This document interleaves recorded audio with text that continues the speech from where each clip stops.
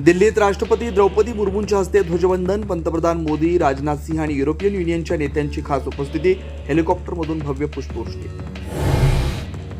महाराष्ट्राचं वैभव असलेल्या गणेशोत्सवावर आधारित चित्ररथानं जिंकली कर्तव्य पथावरच्या पाहुण्यांची मनं.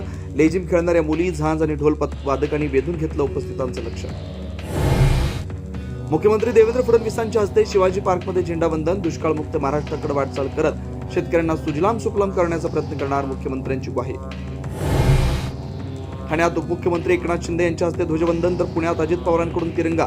झेंड्याला सलामी, सत्ता संघर्ष राजकारणापेक्षा देश मोठा, उपमुख्यमंत्री शिंदेंचं प्रतिपादन.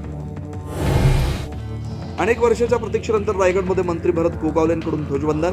आज आनंदाचा दिवस, सर्वांना शुभेच्छा देत गोगावलेंची सुखद प्रतिक्रिया. नेहमी एकमेकांवर टीका करणाऱ्या मंत्री संजय शिरसाट आणि चंद्रकांत खैरे यांच्यामध्ये दिलखुलास गप्पा. ध्वजारोहणाच्या कार्यक्रमानंतर एकमेकांना हसत खेळत दिल्या शुभेच्छा. बुलढाणा जिल्ह्यात 4 मंत्र्यांची ध्वजवंदनाला दांडी. पालकमंत्री मकरंद जाधव, सहपालकमंत्री संजय सावकारे गैरहजर.